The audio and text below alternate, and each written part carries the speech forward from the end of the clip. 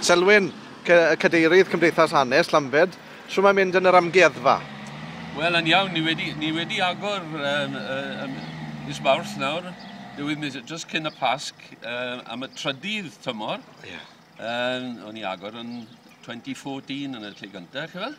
A nawr hwn yw y trydydd tymor i ni agor. A ni newid pethau rown na. Trial bob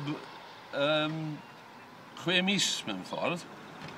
So mae pethau newydd i gael na nawr i ddechrau y tymor hyn. A beth sydd i weld na, Lenny?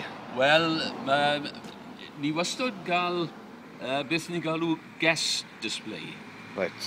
Gofyn i rhywun arall i wneud rhywbeth. A o'n i'n trefnu gofyn i... o'n i trial gofyn i y plwyfi agos i Llambed, achos nid just i'r dre yw yr amgueddfa, yr ardal i gyd sy'n perthyn i'r amgueddfa. So, mae plwyf Pencarreg wedi wneud arddangosfa da iawn. O, da iawn. Mae'n cymryd lan un ochr llawn o'r amgueddfa. A mae'n diddorol iawn. Pethau i darllen a pethau eu hunan maen nhw wedi casglu wrth bobl y plwyf. So mae hwnna'n diddorol iawn. A mae'r amgueddfa wrth gwrs yn stryd y coleg. Pryd mae ar agor a faint mae'n costi fi mewn? Wel, fel chi'n gwybod, Cymdeithas Hanes Llambed sy'n rhedeg yr amgueddfa, gyda diolch i'r Prifysgol am gael yr adeilad. Ond wrth gwrs, gwaith voluntary yw e, popeth yn voluntary, ac ni ffili agor trwy'r amser. So, o hyn ymlaen, nawr lan i'r Hydref nawr, bydd ni agor pob wythnos ar dydd Mawrth, dydd Iau a dydd Sadwrn. Da iawn. O 10 o gloch yn y bore i 4 o gloch yn y prynawn. Dim cael i amser cynno, dim drwy trwyddo o 10 i 4 ar y dydd Mawrth, Iau a Sadwrn. A byddwn ni ffili gorffen y sgwrs mae heb siarad am y llyfr newydd sy'n mas da chi am hanes rygbi. O, wel.